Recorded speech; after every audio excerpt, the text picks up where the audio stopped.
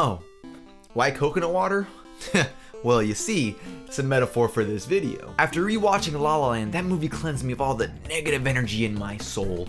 And well, coconut water is supposed to cleanse you of toxins and whatnot in your body. Well, at least that's what some people on the internet said, but to hell with it, we're just gonna run with it. Just like any other video where I take a look at a specific movie for a 6 to 10 minute time period, let's begin with an anecdotal reference. I remember when I first laid eyes on this movie, and to be honest, I liked it, but I didn't love it. I thought some parts were hokey, not realistic, didn't know whether it wanted to be a drama or musical, and other nonsensical things that I thought were legitimate concerns. Damien Chazelle at this point is the king of movies about jazz. Well, because there really isn't anyone else out there doing what he's doing, so he's the king by default. But seriously, after Whiplash, every film fan was eagerly awaiting whatever he was going to do next. And hearing that it was none other than a movie about music, yet again, will you do the math? From conception, we all knew this was going to be a hit, but not even the biggest of Chazelle fans or film fans would be able to foresee the juggernaut that this movie would soon be. Sweeping award shows, except the Oscars, high critic and audience ratings, you couldn't go anywhere in late 2016 without hearing something about this movie. But why, I wondered,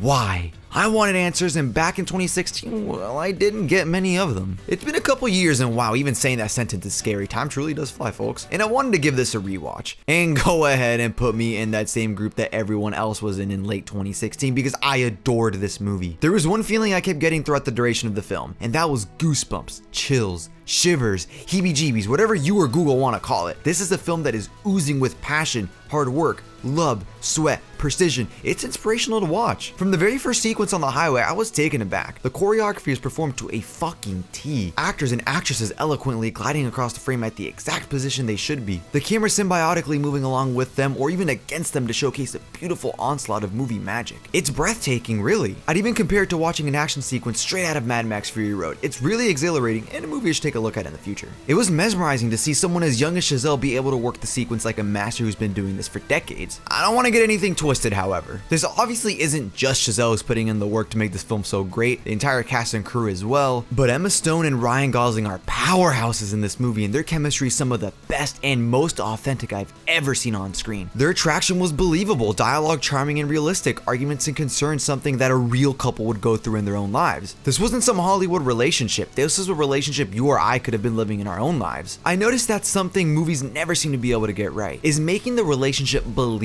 Yeah, tons of movies have leads who bounce off each other really well, but it never feels real. La La Land says to hell with it and decides to deliver one of the most genuine on-screen relationships ever put to screen, which makes the ending of the film hit even harder. I won't bother going in depth as there's tons of people out there who've already discussed it in detail, but I am here to say that it was an ambitious way to end a film, and wow, did it stick the landing. Once the film faded to black, I was left just sitting, absorbing what I just witnessed. It's not just about jazz or acting or LA, it's about letting go, understanding to always put yourself and your dreams ahead of anyone and anything. The journey will hurt and will be soul crushing, but the end result will be something you're glad you chose to do. This is exactly why I always try to rewatch films whenever possible. Back in 2016, this was not the opinion I held about La La Land. Far from it. Thought it was good, fine, but not groundbreaking. Maybe a part of it is aging and understanding what the characters went through now that I've grown up a bit. I don't really know. But I can confidently say now that La La Land is one of my favorite movies of all time. It is a damn near perfect feat of filmmaking that doesn't just get the technicalities right, but the emotions and characters as well. I say damn near perfect because there were some very slight issues I had, if you could even call them that. The first half of the film is some of the strongest filmmaking ever put to screen. That being said, the second half feels empty in a sense. It's not that the second half is bad or poor or really did anything wrong, but when you start off so strong, it's hard to keep the momentum going for 2 hours straight. Really small things like where the hell did Mia's friends go after they went to the party that she was aimlessly walking around LA really late, which couldn't possibly be safe? There was a part in the film where Mia is looking for Sebastian in a movie theater, so she stands in front of the projector and not one single person said anything. It was a ton of little things like that which could easily be written off as the film setting up a dreamlike tone, so some real life inconsistencies won't really matter, but it was still something I noticed and told myself in my head.